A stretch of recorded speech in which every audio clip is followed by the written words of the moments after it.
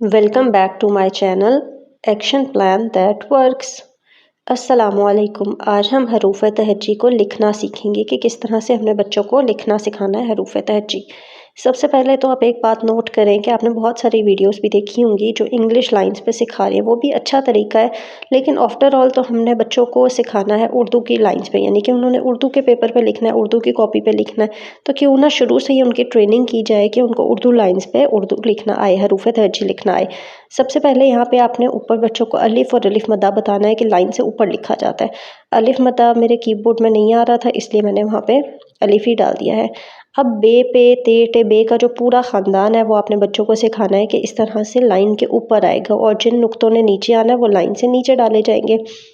और जो हरूफ लटके हुए हैं, यानी कि जिनकी नीचे से गोलाई है और पेट है, वो नीचे जाएंगे लाइन से। जिस तरह जीम का पूरा ख़ानदान, सीन शीन स्वाद ज़ुआद आइन गाइन काफ नून छोटी, ये आप देख सकते हैं जहाँ जहाँ गोल है लाम में वो नीचे जा रहे हैं। इसके अलावा भी एक दो हरूफ ऐसे हैं जो कि नीचे जाएंगे, जैसे कि मीम की लाइन।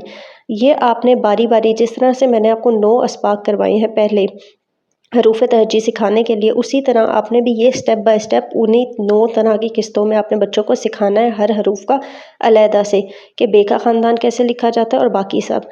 अब आपको एक आइडिया मैं दे रही हूँ कि आप इस तरह से बच्चों को लिख के दे सकते हैं, और इसके बीच में बच्चे जो है ट्रेस करें, यानी कि आपने डॉट्स पे ट्रेसिंग नहीं करवानी, बल्कि इस तरह से बना के देना है।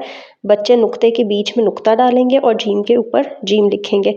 इस तरह से उनकी बहुत अच्छी प्रैक्टिस हो जाएगी, आप खुद आजमा के देखिएगा। अब कुछ पॉइंट्स हैं जो आप अमल करेंगे तो बहुत अच्छा होगा। जैसा कि आपने बच्चों के साथ बैठना है पढ़ाते टाइम, यानी कि आपने उस टाइम पे कोई काम नहीं करना, आपने बिल्कुल अपने आप को फ्री करके, जो भी बच्चों के पढ़ने और पढ़ाने का टाइम है, आपने बिल्कुल अपने मोबाइल को साइड पे रख के बच्चों के साथ फुल इन्वॉल्व होके उनको करवाना है। आप जितना फ़ोकस उनके साथ करेंगे, जितना इन्वॉल्व होंगे उनके साथ, जितनी आप उनको खेल-खेल में कलरिंग करवा के और इस तरह की एक्टिविटीज़ के साथ पढ़ाएँगे, उतना आपके बच्चे ज़्यादा अच्छा सीखेंगे। ये वाला पॉइंट आपने ज़रूर अमल करना है, किसी भी डिस्ट्रैक्शन के बगैर। अगला है कि आपने बच्चों को 1 पेज का काम देना है, कम काम देना है। उस पेपर पे कुछ कलरिंग का भी होना चाहिए, कुछ मैच के कॉलम्स होने चाहिए, यानी कि आपने बच्चों को बिल्कुल बहुत ज़्यादा भर-भर के काम नहीं करवाना कि आप बस लिखना स्टार्ट करवाया तो अलिफ से लेके आपने बड़ी ए तक लिखवा देना सब कुछ। थोड़ा काम दें, यानी बच्चा थोड़ा करेगा लेकिन उसको अच्छे से वो चीज़ आ जाएगी, वो बात समझ में आ जाएगी, तो ये आपके लिए ज़्यादा बेहतर है कि आपका बच्चा कुछ तो सीख रहा है, ना कि आप बहुत ज़्यादा पढ़ाएँ और उसको कुछ भी ना आता हो। अब आपने अपने डे को प्लान करना है। आपके पास एक प्लानर ज़रूर हो जिसमें कि आपने एक स्पेसिफ़िक टॉपिक जो है वो डिसाइड किया हुआ हो कि हाँ, आजकल मैं बच्चे को जैसे कि लिखना सिखा रही हूँ, तो आपने अपने प्लानर में लिखना है कि ये पूरा मंथ या ये 2 मंथ्स मैंने बच्चों को सिर्फ लिखना सिखाना है।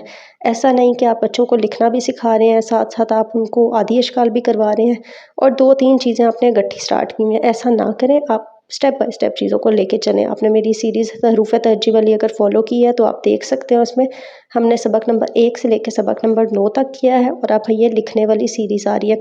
उसमें भी हमने बच्चों को लिखना सिखाया है, लेकिन नॉट इन प्रॉपर वे। अब हम बच्चों को प्रॉपर वे में लिखवाएँगे।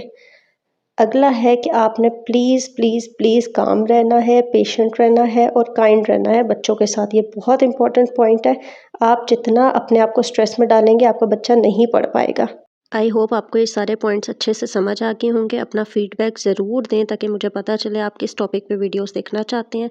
जिसने भी अब तक वीडियो को सब्सक्राइब किया है, उनका बहुत बहुत शुक्रिया मुझ पर ट्रस्ट करने के लिए। इंशाल्लाह मैं आइंदा भी आपके लिए अच्छी अच्छी वीडियोस बनाती रहूँगी। सी यू सून। अल्लाह हाफिज़।